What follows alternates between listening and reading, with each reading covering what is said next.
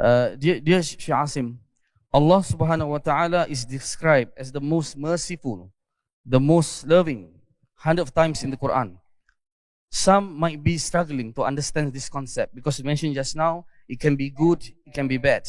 So they were questioning, were saying that if Allah subhanahu wa ta'ala is so merciful, so loving, but at the same time Allah punishes, so they can't see the understanding of it. So is it that when Allah becomes most merciful, or not, Allah cannot punish? They couldn't see a contradictory position of Allah subhanahu wa ta'ala. How do we make them clear about this thing? بسم الله الرحمن الرحيم الحمد لله والصلاة والسلام على رسول الله وآله وصحبه ومن اهتدى بهداه أما بعد. First of all, we have to believe and understand the beautiful names and attributes of Allah Azza wa Jal. And without doing so, you will fall into a lot of problems and confusion. Allah Azza wa Jal is most merciful, most compassionate, most forgiven. Subhanahu Azza wa Jal, the kind. However, He is also the most knowledgeable, the wise.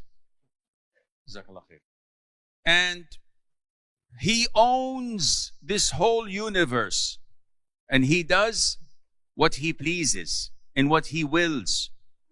And as mentioned in Surah Al-Anbiya, لا يسأل عما يفعل وهم يسألون. Nobody dares to question or interrogate Allah Azza wa Jal while others are investigated, interrogated, and questioned.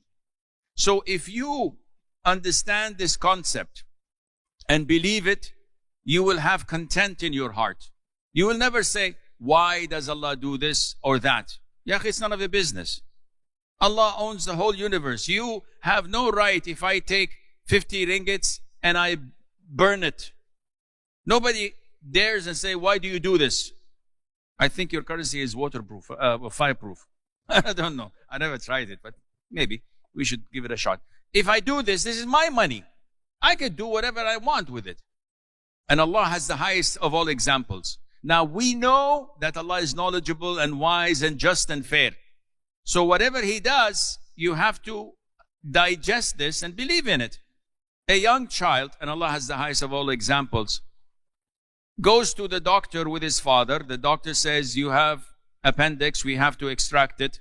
The young child, 7 years of age, looks at his father, and the father says, everything is going to be all right. They take the child to prepare him for surgery.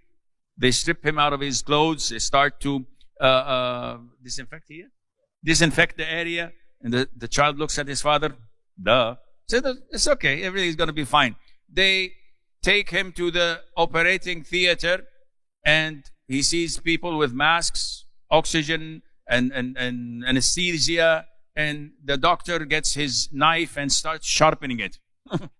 I don't know if it's adha or not, but it's something close. You get the point. The son's dad, this is not good. And the father says, it's all right. You have to trust your father's judgment because he knows more than you. And Allah has the highest of all examples. Without night, you can never appreciate sunlight. Without illness, you can never appreciate your health. Without feeling hungry, you could never appreciate the taste of food. And without calamities, you could never appreciate the blessing of Iman. How many calamities returned us back to Allah Azza wa Jal? If not, we would have gone astray and indulged in this dunya and did everything left, right, and center. But Allah returns us back to Him. Sometimes an illness, a sickness, a disease, an operation gets you back on track. So many people come to me and say, Shaykh, Wallah, Allah bless me with cancer. So may Allah bless you alone. Jazakallah khair. So why? He said, Shaykh, Wallahi, I was indulged in partying, womanizing, doing drugs. But when I got the cancer, I returned back to Allah and I saw the light. So these calamities can be one of the greatest blessings of Allah. I remember in 1990, when the Bosnian war was ongoing in Bosnia-Herzegovina, I met few people from Bosnia, and they said, Wallahi, the war is one of the greatest blessings of Allah. We returned back to Islam. We were not Muslims. So everything that Allah does, Wallahi, He does it with wisdom, with knowledge, and with complete fairness and for your own good. All the tests and trials that our Prophet Muhammad ﷺ went through, they were all for his benefit. And he was content. He was happy with whatever was happening because he knows that he is in good hands and Allah knows best.